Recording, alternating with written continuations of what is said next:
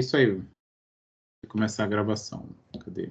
Pronto, começou a gravação, eu vou começar a aula, tá bom? Depois a gente fala sobre as notas, eu quero saber se todo mundo está com as notas corretamente lançadas. Tá bom? Mas só depois da aula. A aula é curta hoje, então não vamos nos prolongar. Tá bom? Bem, vamos começar a unidade 3. Nossa unidade 3 vai tratar de aprendizagem, é algo um pouco mais aplicado dentro da nossa disciplina. A nossa disciplina ela é bem teórica, tá? Tem uma parte aplicada, e a parte aplicada eu pretendo fazer em programação Python, tá bom? Então, hoje eu já vou trazer um pouco de alguns conceitos de Python. Vou pedir para vocês fazerem download na máquina de vocês, ou mesmo no celular. Tem alguns aplicativos para celular que executam Python. Algumas IDEs, tá bom? E aí fica a critério de vocês. Vou sugerir algumas, porque elas facilitam a programação, mas não vou obrigar, tá bom? Bem, vamos começar o encontro 8, vamos falar sobre definições gerais e principais tipos de aprendizagem. Tá bom? Então, esse é o objetivo dessa aula, apresentar conceitos fundamentais de aprendizagem. Como introdução, né, a gente continua sempre usando o termo agente, né, onde a gente está, aqui no nosso contexto, basicamente é um programa, né, é um sistema que executa algo programável, né? Então, a gente, dentro da nossa disciplina, basicamente é isso. Mas falar de agente que aprende, né, é uma coisa bem típica da inteligência artificial, né? E quando ele aprende, que isso quer dizer que ele melhora a cada vez que ele é executado, né? E ele melhora no seu desempenho, né? Para aquilo que ele foi projetado, tá bom? Então, esse basicamente é o contexto do que a gente quer dizer quando a gente fala de aprendizagem.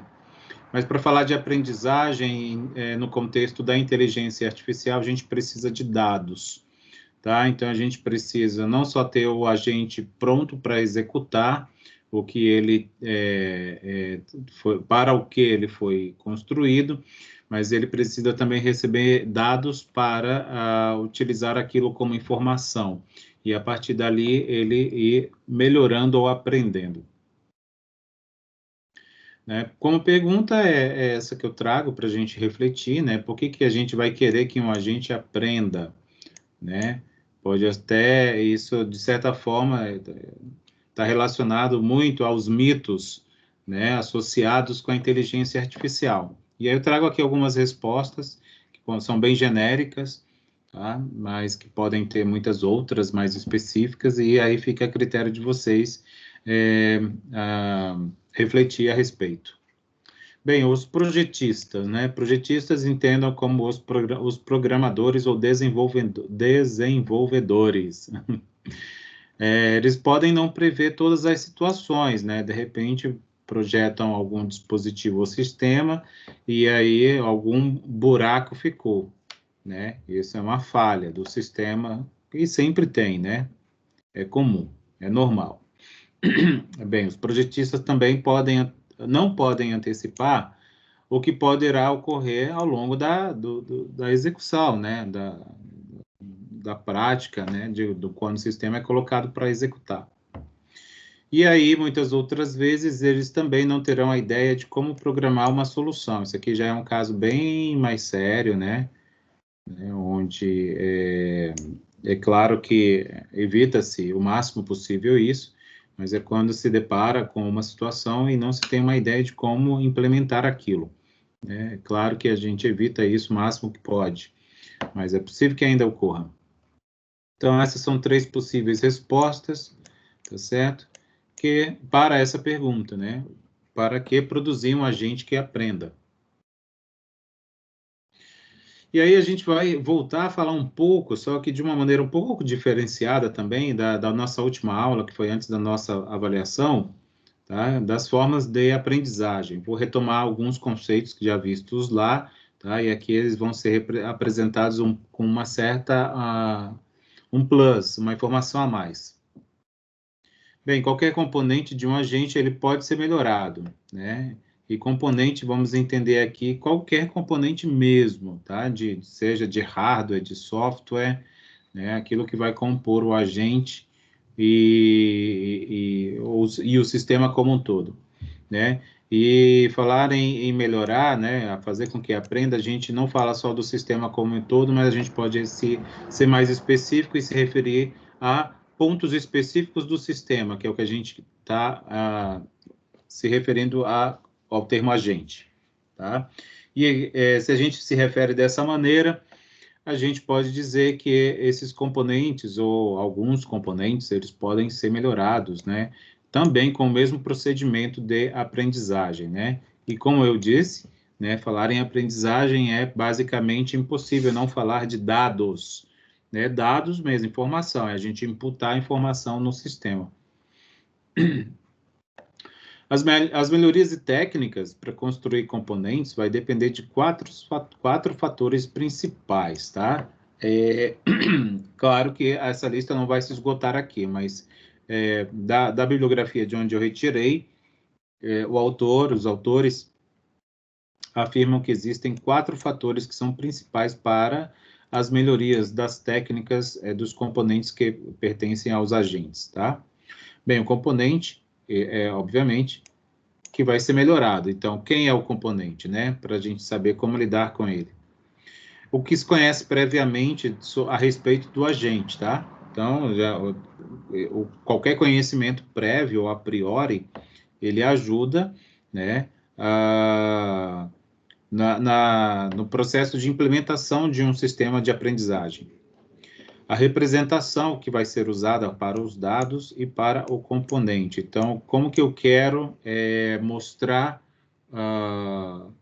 o dado, né, a manipulação do dado? O que eu quero mostrar de resultado, né, de output, né, a partir de um input. Então, isso também pode influenciar na questão de melhorias e das técnicas de aprendizagem de componentes.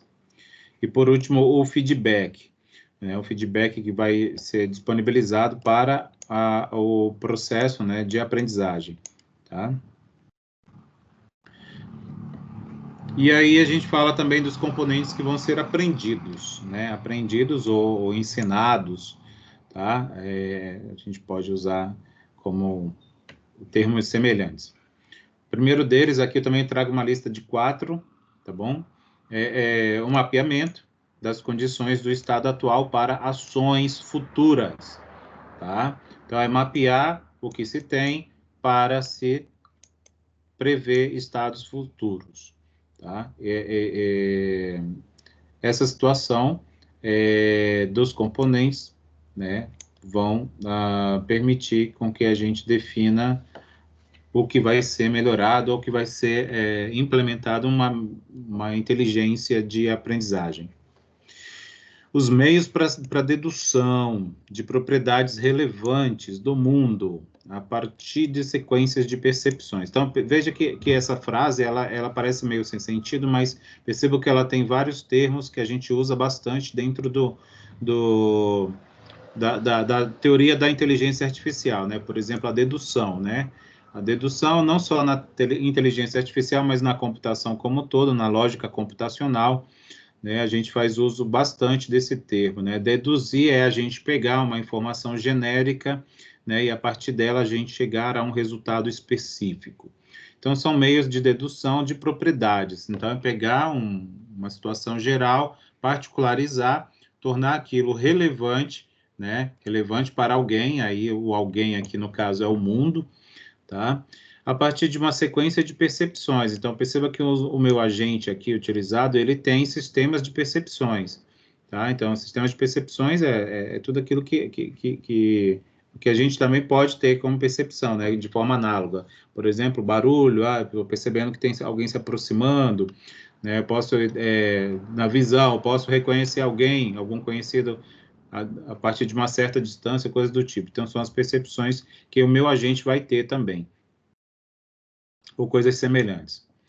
O terceiro trata-se de informações, então, de dados mesmo em si, né, sobre o modo de como o mundo vai evoluir, tá? Então, é como o sistema em andamento, em execução, como que ele vai se comportar a partir da evolução do mundo, tá?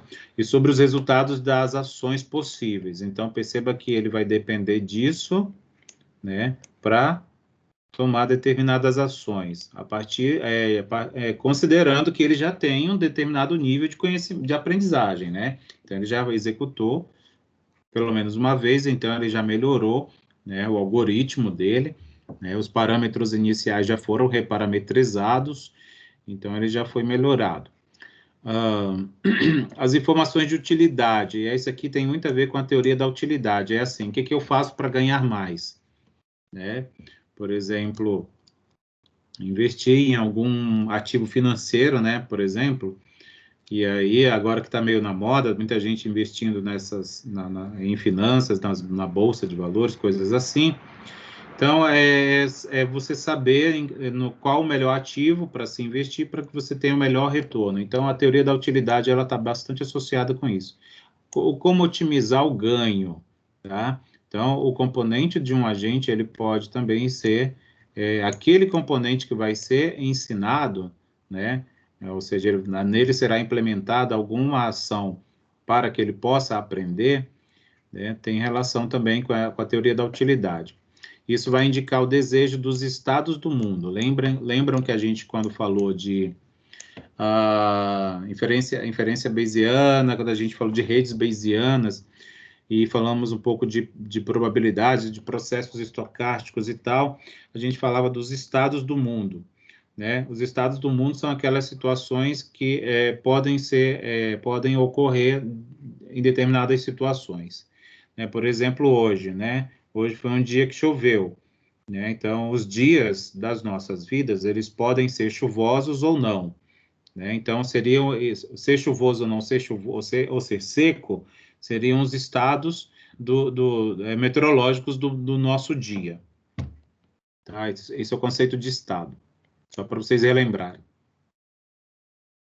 Aí trago aqui um exemplo, tá? Por exemplo, claro que é um exemplo só para a gente entender basicamente tudo isso que eu estou trazendo, para a gente poder imergir, né, pensando racional, né? Mas aqui é uma situação real, humana, tá? Mas vamos pensar no treinamento de um agente, aí aqui esse agente vai ser uma pessoa, né? Em que essa pessoa está treinando para se tornar motorista de táxi, né? E aí o instrutor vai ter uma série de trabalhos, né? Para realizar, para mostrar, vamos supor também que esse agente que está sendo treinado, ele também tem um pouco de desconhecimento de direção, então ele precisará também ali ser treinado não só para os casos específicos, né, de situações passadas pelos taxistas, mas também no trânsito em geral, tá? Então, seria assim. Então, a gente, ó, nesse caso aqui, é a pessoa. Aí, o componente do agente sentidos que ele utiliza, que ele precisa utilizar para conduzir um veículo, no caso, um táxi, tá? E aí, obviamente, que ele vai precisar desenvolver melhor aquilo que é mais importante para que ele seja um bom condutor, seja um bom taxista, né? Então, a visão, né, que mais? Ele ter agilidade, né, ter uma boa percepção do entorno, né, enfim, coisas do tipo assim. Bem, a aprendizagem, tá? A aprendizagem é um termo muito amplo, tá? É um termo bastante amplo, então, falar de aprendizagem, mas está muito relacionado com o que a gente conhece intuitivamente do que é aprender. Aprender é aprender de fato, aprender qualquer coisa. Mas em termos no contexto da inteligência artificial, quando a gente fala de aprendizagem, a gente está querendo falar de aprendizagem dos sistemas, né? Dos sistemas inteligentes. ela pode assumir diversas formas, como eu já disse. Isso vai depender, obviamente, da natureza do agente que estamos desejando implementar alguma técnica de aprendizagem, né? E do componente, como eu já exemplifiquei, no caso do motorista aluno, né? E que pretende se aperfeiçoar. O que ele precisa melhorar?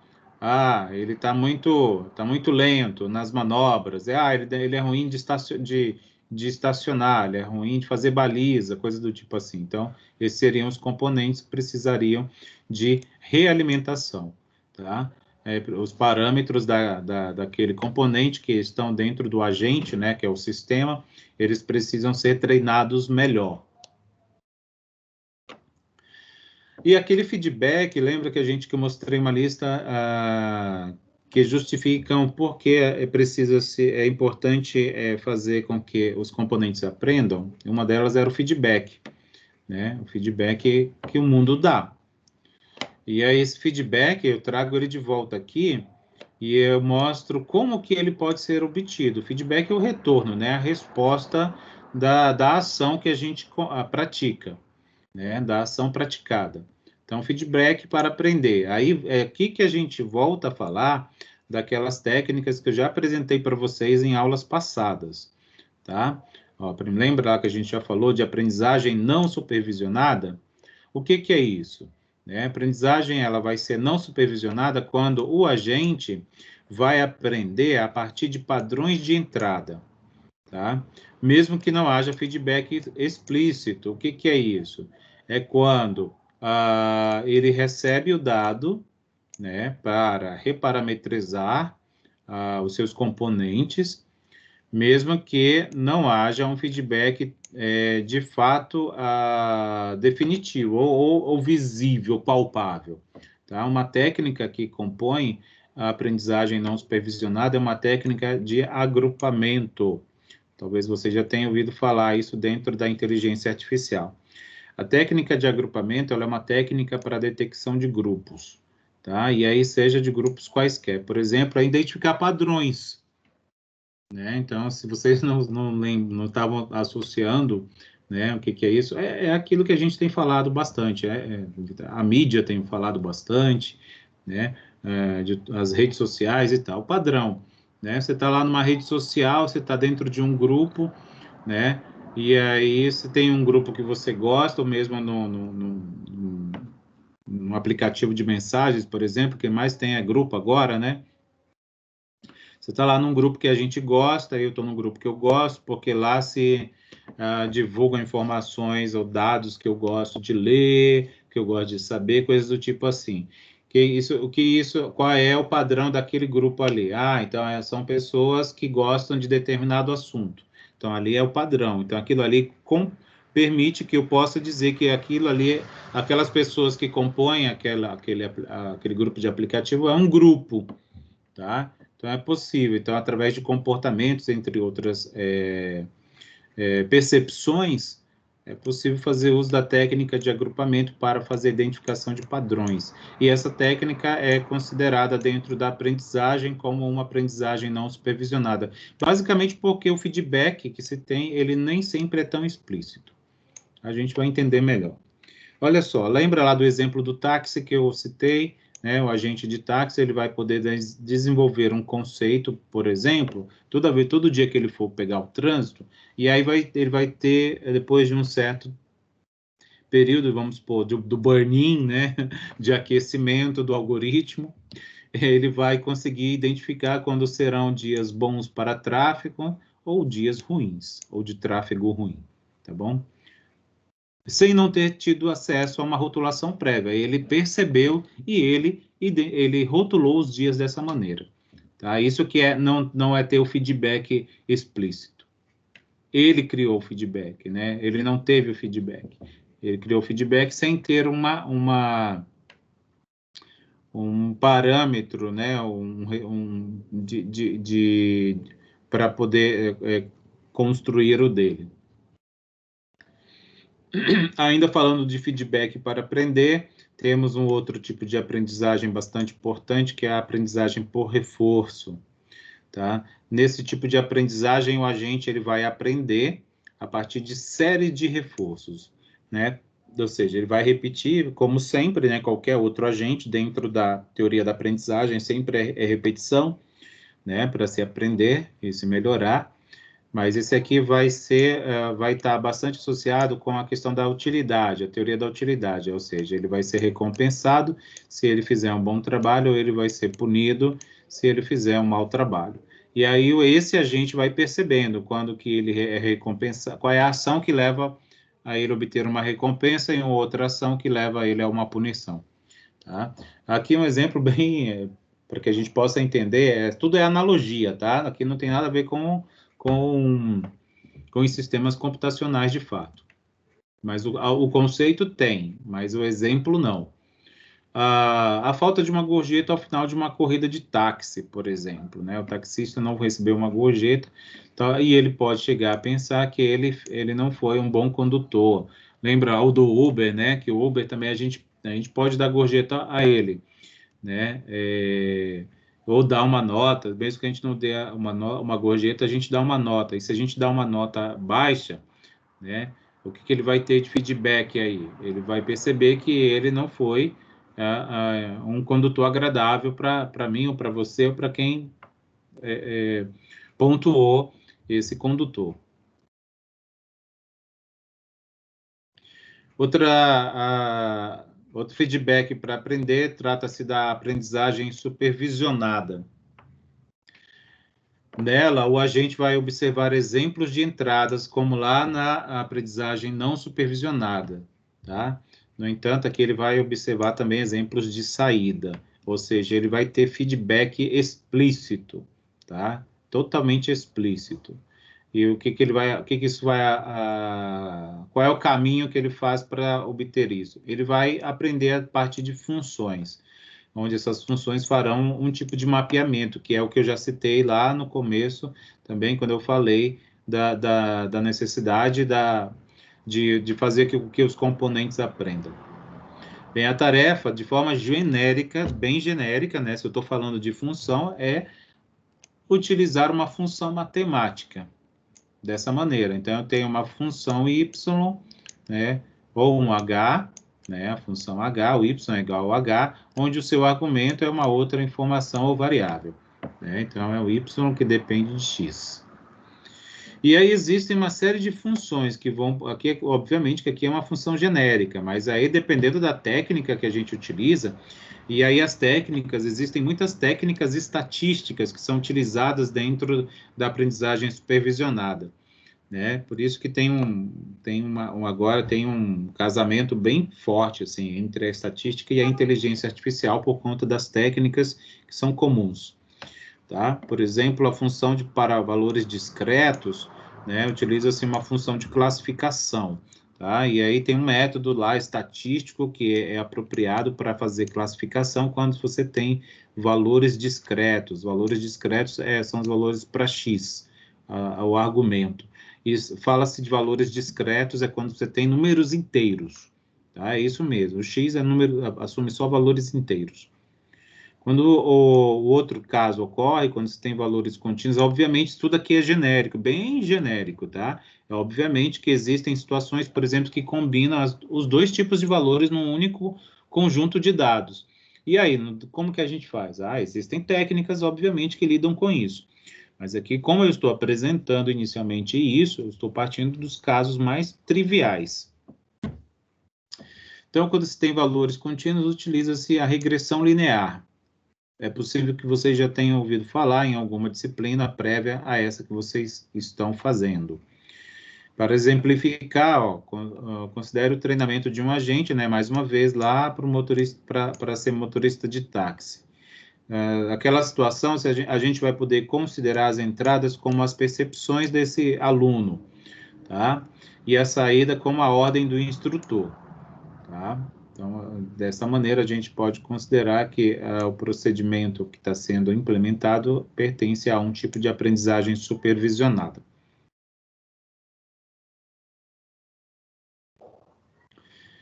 E quantos exemplos são necessários para que um sistema ou um agente ele aprenda de fato, para que a gente perceba que ele aprendeu, né? Isso é bem genérico, tá? Por isso que eu não dou resposta para isso, porque isso é muito específico de cada caso, tá? Mas eu levanto a questão para que a gente possa refletir a respeito, né? Porque é certo, a gente vai fazer uso de dados, a gente vai executar várias vezes o meu sistema, né? O meu algoritmo. Então, quantas vezes eu devo fazer para que ele comece a aprender de fato, né? Para que ele comece a melhorar de fato, né? Então, isso não tem uma resposta padrão. Mas a gente tem o caminho para isso, né? Que é a partir da teoria da aprendizagem computacional, né? Que aí ela faz uso dessas três áreas da ciência: a inteligência artificial, a estatística e a ciência da computação.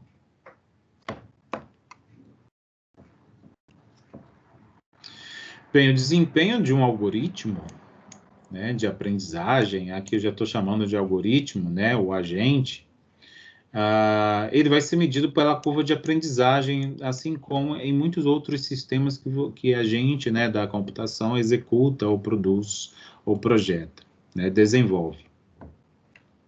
Essa curva ela vai mostrar a exatidão da previsão no conjunto de teste, né? Ou seja, a diferença aqui é que a gente vai entrar com dados e aí vai executar e vai pegar alguma medida de desempenho dessa execução para avaliar.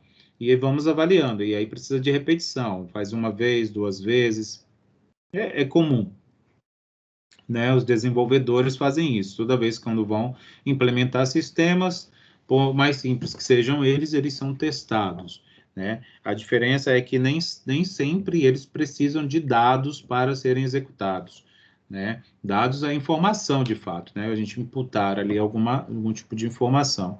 A teoria de aprendizagem, todas as técnicas precisam de dados, tá? E esses dados que são utilizados para verificar se o meu agente está aprendendo ou não, é um conjunto de teste, que a gente chama, ou conjunto de treinamento.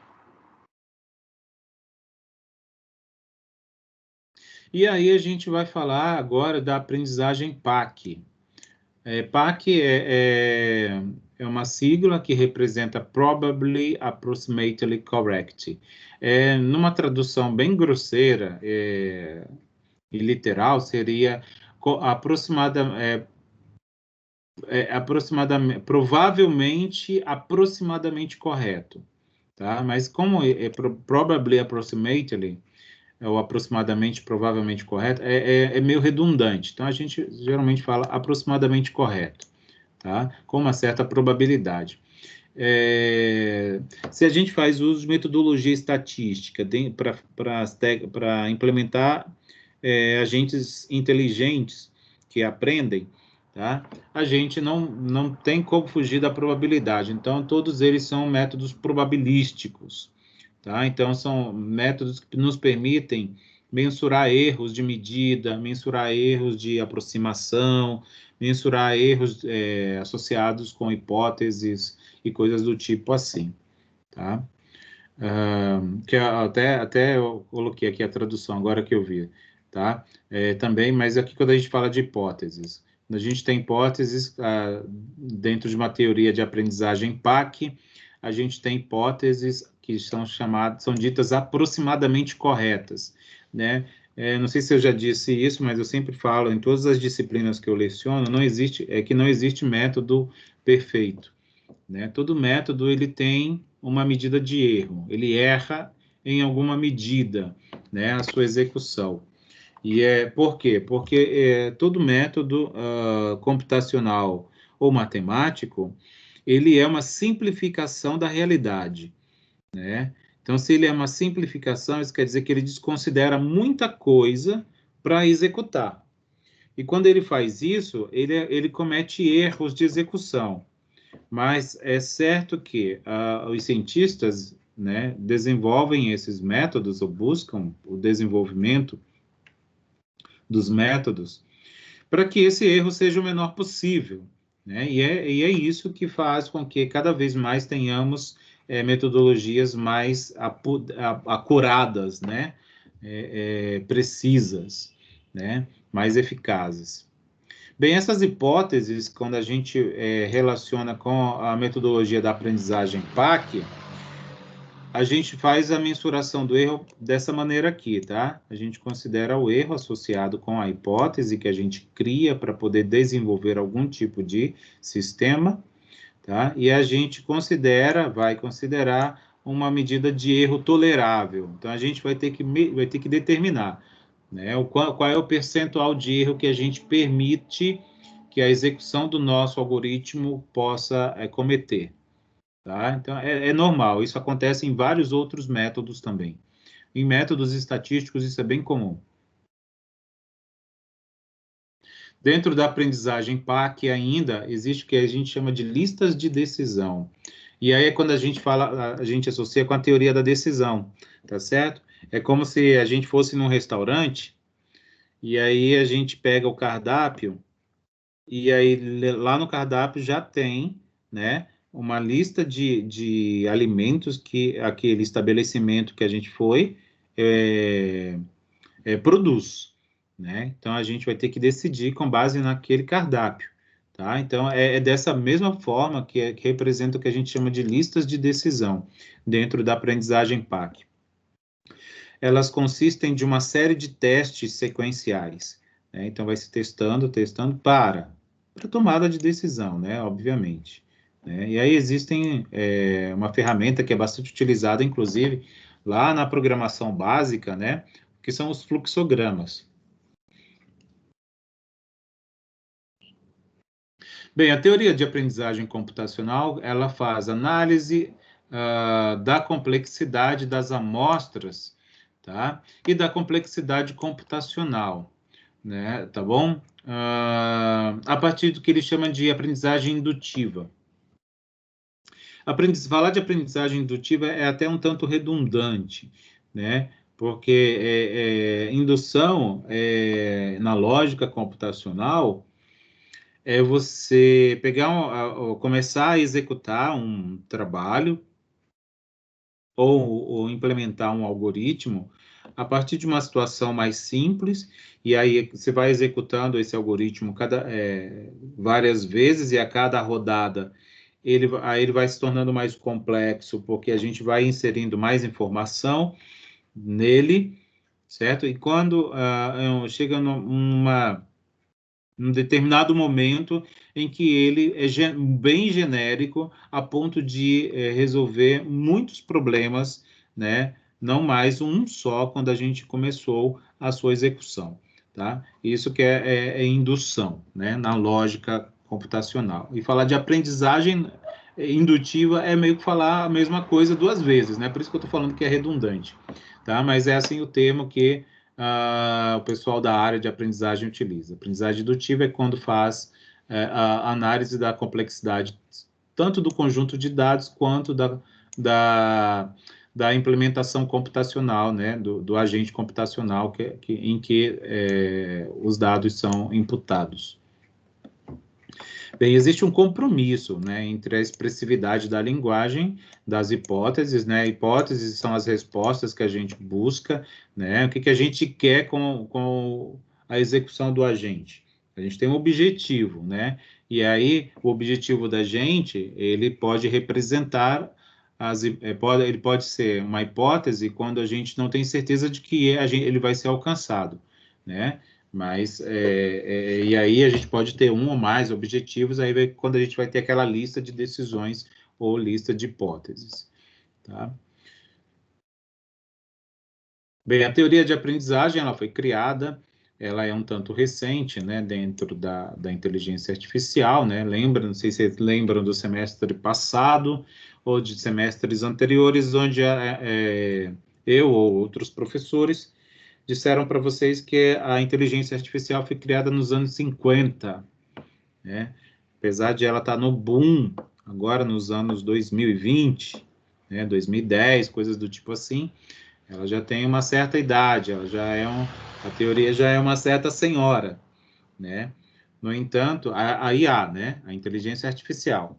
No entanto, a teoria da aprendizagem, que é um conceito que pertence à inteligência artificial, ele é relativamente novo. Foi criado por esse camarada aqui, chamado Leslie Valiant, acho que é assim que fala, tá? Em 1984. Tá? Esse pesquisador destacou a importância da complexidade computacional e do uso de dados, tá? de dados estatísticos para o desenvolvimento da teoria. E aqui uma listagem que eu já mostrei até, inclusive, na última aula, tá? Dos algoritmos mais utilizados. Aqui ele está usando o termo algoritmos, mas lá na estatística a gente chama isso de modelagem, né? Ou de técnica, tá? Que aí tem a regressão linear, aqui tem uma mistura, tá? Tem uma mistura. Algumas técnicas aqui, alguns algoritmos pertencem à aprendizagem supervisionada, outros pertencem à não supervisionada, e outros à aprendizagem por reforço. Então, não vou dizer aqui quem pertence a quem, só vou listar. Então, tem a regressão linear, regressão logística, árvore de decisão, redes neurais, modelos não paramétricos, isso aqui é um pacotão de modelos gigantesco, máquinas de vetores de suporte e métodos de agrupamento.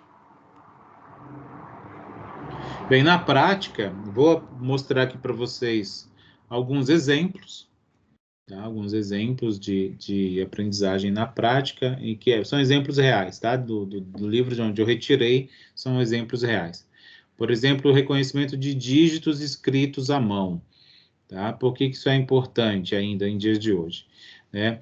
Reconhecer os dígitos escritos à mão, ele é um problema importante e tem bastante aplicação, como a classificação automática nas correspondências por código postal, né? Então, veja bem que serviços como os Correios, né, eles precisam ter sistemas que reconheçam, né, lá, vamos botar lá na esteira sendo distribuído lá os envelopes, então, alguma câmera que possa olhar o código postal, né, dos envelopes para poder separar para enviar para o destino correto, por exemplo, né? Fazer uma espécie de leitura automática, né? E aí tem a leitura de cheques, né, que são os bancos que utilizam, dentre outras coisas. É uma área que experimentou um progresso bem rápido, devido a essa melhoria dos algoritmos que são utilizados nos seus sistemas, né? E também por causa da disponibilidade de melhores conjuntos de treinamento, ou seja, tem mais informação, né? Quanto mais informação, mais pode-se treinar os sistemas de desenvolvimento para esse tipo de trabalho. Tem um exemplo aqui americano, né, que o livro de onde eu retirei, isso aqui é um livro de pesquisadores americanos, aí eles citam o United States National Institute of Science and Technology, né, algum instituto de ciências e tecnologia. Esse local aí colocou um banco de dados com 60 mil dígitos, né? Cada um com 20 por 20 pixels, né? Ou seja, 400 pixels, com valores de 8 bits, em tons de escala de cinza. Então, ficou assim, ó, tá? Tornou-se um dos problemas de referência padrão na comparação de novos algoritmos de aprendizagem. Então, é claro que vai depender da letra, quanto mais feia a letra, né, mais difícil é de reconhecer o algarismo, por exemplo, né, o número, né? Então, olha só, isso aqui é um 7 aqui, ó, bem apagado. Olha, isso aqui é um 2. Como é que será que o meu sistema vai conseguir separar, vai identificar o código postal daquele envelope, né, para a minha esteira lá de separar corretamente, por exemplo, para que caia na caixa correta para ter o destino apropriado, né? Então, tem essa questão aí. Bem, olha só, isso aqui é uma história real, como eu disse para vocês, né, desse instituto, quando ele armazenou lá letras escritas à mão, em tons de cinza, e fez uso de algumas técnicas de aprendizagem, e mediu o erro, o erro cometido, né, dentro de um determinado período, né, no momento em que o agente estava lá, né, o sistema estava funcionando, tá? Então, ele usou, ó, essa técnica aqui, ó, classificador de 3 vizinhos mais próximos, que na realidade, isso aqui é agrupamento, tá? É algum tipo de agrupamento. Percebeu-se que houve uma taxa de erro de 2,4%. Quando fez uso de redes neurais, né? Tanto o que ele chama de camada única e especializadas também, ó, caiu bastante em relação ao primeiro. O primeiro tipo, que é a mais simples, errou 1,6. Agora, as especializadas, são técnicas mais depuradas, ó, errou 0,9. Outro tipo de rede neural que ele chama de acelerada, a taxa de erro menor ainda, 0,7. Quando mudou de técnica, de algoritmo, usou esse máquina de vetor de suporte, ou virtual, subiu um pouco aqui, mas aqui caiu mais. Ó. Então, por enquanto, o melhor método para essa situação foi esse aqui, o máquina de vetor de suporte virtual. E aí, o que ele chama de casamento de formas, aqui é quando deve ter misturado aqui mais de uma técnica, uma dessas técnicas juntas. Tá? É possível. E aí teve uma taxa de erro 0,63. Então, são medidas... Essa taxa de erro é aquilo que eu mostrei agora há pouco, lá, das taxas das hipóteses. Tá? Então, você vai lá, pega o teu agente, vai inserindo informação nele, ele vai executando, né? Se observa por um determinado período, depois verifica assim, os resultados obtidos, né? E vê o quanto ele acertou, o quanto ele errou. Então, é uma medida de desempenho, essa taxa de erro. Verificar se o meu sistema está sendo apropriado ou não para o meu problema. Um segundo exemplo é o que ele chama aqui de sentido das palavras e preço das casas, tá? São algoritmos de classificação de sentido de palavras. Por exemplo, aqui, ó, é para entender, né, para o sistema ele entender o que está escrito de fato. Que às vezes a mesma palavra ela representa, significa mais de uma coisa. Como o exemplo que eu trago aqui, ó. O banco dobrou. O que significa o banco? O banco é o banco de agência bancária, né? Ou é um banco de uma praça, tá? Então, existem sistemas inteligentes que analisam textos dessa forma, tá? São algoritmos para estimação de preços também, né? Que é o caso de preços de casas, né? E aí vem uma série de perguntas aqui que ele faz para poder a gente entender como que esses sistemas para esse tipo de situação funcionariam, né? Quais dados utilizar, como utilizar, qual algoritmo. Aí quando a gente fala aqui de algoritmo, é falar lá das técnicas, tá? Das técnicas que eu apresentei já, inclusive essa listagem anterior aqui, que eu mostrei lá do NIST, né? Aquele National Institute of Technology, utilizou para poder entender o sistema dele, entender os números escritos à mão. Não só os números, mas as palavras também. Eu vou falar um pouquinho agora de Python, tá? Então, de aprendizagem, era isso que eu tinha para falar hoje. Obviamente que esse bimestre todo nós vamos ficar assim, tá? Então, toda aula a gente vai falar de algumas teorias, conceitos de aprendizagem. Obviamente que eu vou adentrar a cada aula, vou apresentar mais detalhes, né? Específicos para cada tipo. Mas também vou sempre trazer um pedaço da aula falando sobre a linguagem Python e vou pedir para investigar um momento que a gente vai fazer algum tipo de prática, tá bom? Então, vamos lá. A linguagem Python ela é uma linguagem bem simples. Ela tem crescido bastante, tem sido bastante desenvolvida, né, em áreas como desenvolvimento web, na inteligência artificial, na computação gráfica e no Big Data. É o que a gente chama de linguagem interpretada, tá? Então, a linguagem Python, ela é uma linguagem interpretada, ela não é uma linguagem estruturada, como a linguagem C, por exemplo, tá? Ela requer uso de indentação. Indentação, ó, talvez, acho que vocês já sabem, mas é tipo tipo hierarquizar, né? As linhas de comando. É começar, por exemplo, aqui é a primeira linha de comando, a segunda linha eu dou um recuo e começo aqui, assim, por exemplo, tá? Isso que é falar de indentação. Então, a linguagem Python, ela exige que seja utilizada a indentação, porque senão ela não executa, tá? Então, foi uma maneira de simplificar a construção de algoritmos, mas tem um preço, né? E o preço aí é o uso de indentação, tá? Isso para quê? Para definir blocos de códigos, tá? Então, de repente, um bloco aqui, ó, seria um bloco de códigos aqui, aí outro embaixo eu já começaria aqui a partir do início, de fato. Então, aqui já estou começando um segundo bloco, e aí iria, tá? Bem, a linguagem possui uma infinidade de bibliotecas, tá? As bibliotecas, elas são open source, então, muitas pessoas ao redor do mundo contribuem, né? Então, elas são desenvolvidas continuamente, estão em contínua em melhoria. Então, é sempre importante para quem faz uso da linguagem, né?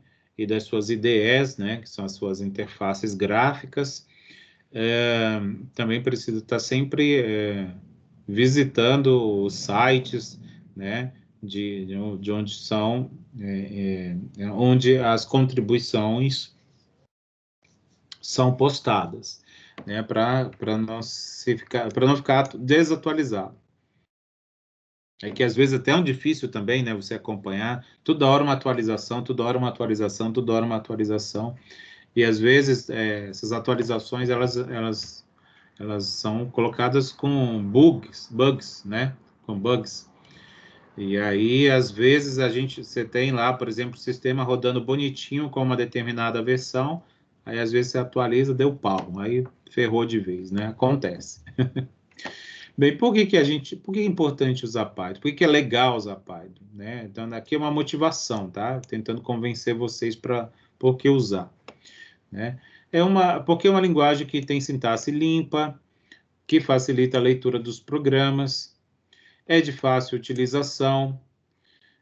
Aqui já não é uma frase minha, tá? Eu copiei de um outro material, que diz que é ideal para desenvolver protótipos e outras tarefas. Possui bibliotecas padrões, que suportam uma infinidade de tarefas. Possui linguagem interpretada, como eu já disse, tá? Ou seja, o código não vai precisar de conversão para uma linguagem de máquina.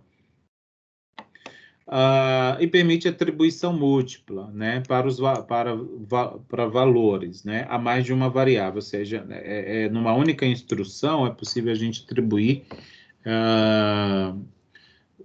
valores para várias variáveis, é isso que está sendo dito aí. Então, existem as IDEs, né, que vocês já conhecem também, ou não, se não já, esse termo, que quer dizer Integrated Development Environment, ou seja, são os ambientes de desenvolvimento integrado, que são as interfaces gráficas, né, para poder facilitar a nossa compreensão, a gente ter uma coisa mais elegante, né, mais bonitinha, né, para poder, a interface, né, o que a gente enxerga, né, e por detrás executa todo o código da linguagem. Bem, para a linguagem Python, existem infinitas, assim, muitas, não infinitas, que eu acho que estou exagerando, mas existem muitas IDEs, tá? E aqui eu listo só 3, porque que são as mais, assim, mais famosas, vou dizer, tá? São as mais famosas. Tem a PyCharm, que ela é muito boa, ela é um pouco pesada. Eu gosto muito da PyCharm, mas ela é bem pesada. Ela, por exemplo, ela demora para abrir, ela tem umas certas desvantagens, assim, alguns defeitos que eu me irritam um pouco. Essa Visual Studio Code eu nunca usei, tá? Eu só peguei de um material que fala que é boa. Então, tá bom, vou acreditar. Nunca fui fuçar, então não tenho opinião a respeito.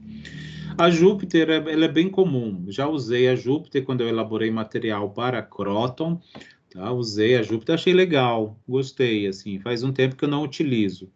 Atualmente eu estou utilizando a PyCharm, então é dela que eu estou tendo mais Eu estou tendo mais reclamação da PyCharm, porque é a que eu estou usando mais, atualmente. Então, aqui, né, uma sugestão, obviamente, tá? Então, esse material eu vou disponibilizar para vocês depois. Apresenta aqui, ó, o endereço de onde vocês vão fazer o download do Python original, né? Do Python raiz, vou dizer assim. Vocês têm que baixar, não adianta e baixar a IDE e tem que baixar o programa também, senão a IDE é só a interface, né? E cadê a plataforma de execução do código, né? É isso aqui, é a python.org. Lá na parte de downloads, vocês vão baixar o programa adequado para a máquina de vocês. Se é o Windows, 32 bits, 64 bits, ou o Linux, ou o que seja. Tá? Então, tem lá para várias versões. Aqui é a sugestão de baixar a PyCharm, eu só coloquei porque é que eu estou usando atualmente. Uma dica é aqui, ó, esse é um site que está em português, tá? Tem um pessoal em português aqui que é representante dessa IDE, né? Eles desenvolvem um monte de outras soluções, tá? A PyCharm é uma delas, a IDE PyCharm. Não esqueça de baixar a versão Community, tá? Porque tem uma outra versão lá que é paga, então vocês vão conseguir baixar, mas vocês vão ter a licença por 30 dias, depois vocês vão ter que pagar.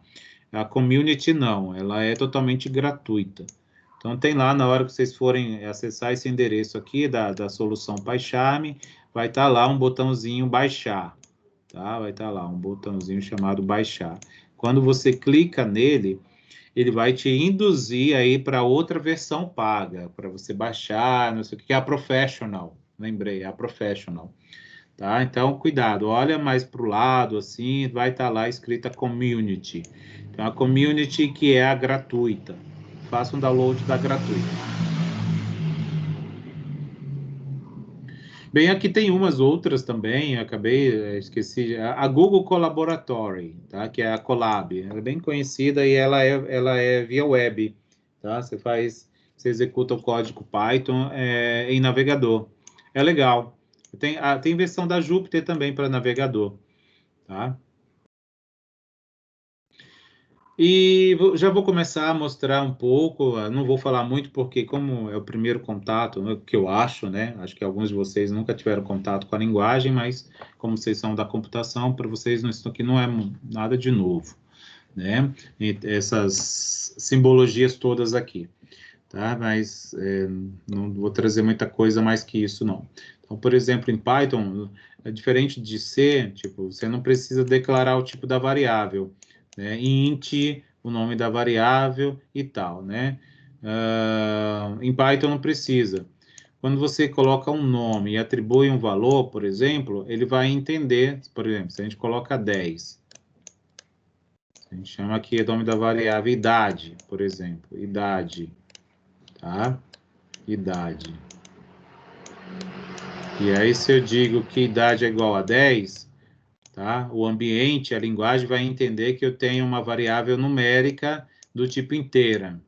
É isso, tá? Ele vai entender, eu não vou precisar declarar o tipo, tá? Diferente da C. Então, em Python é isso. Se eu colocasse aqui distância 10.2, aí ele ia entender que era um float, né? Um ponto flutuante, coisas assim, né? Então, não precisa declarar o tipo da variável. Bem, tem que ter um certo cuidado com a definição do nome, tá?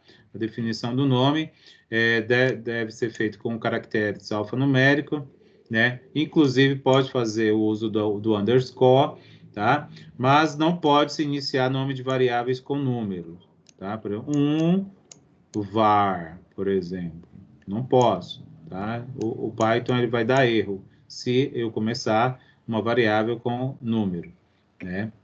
Vale lembrar que em Python tudo é objeto, tá? Tudo é objeto, tá? Então, por isso que é uma linguagem interpretada de objetos, né? Orientada a objetos, tá? Orientada a objetos.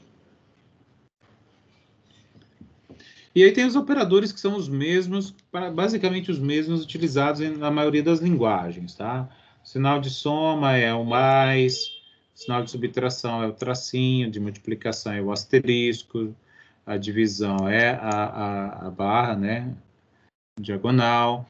E a exponenciação pode ser que seja um pouco diferente. Aqui, ó, por exemplo, pol x, y, ou seja, eu estou elevando x a y.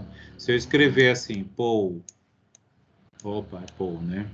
Pol 2,3, eu estou elevando 2 ao cubo, tá? Isso aqui é 2 elevado ao cubo, tá? Então, pode ser a única diferença que tenha de algumas outras linguagens que vocês já utilizam.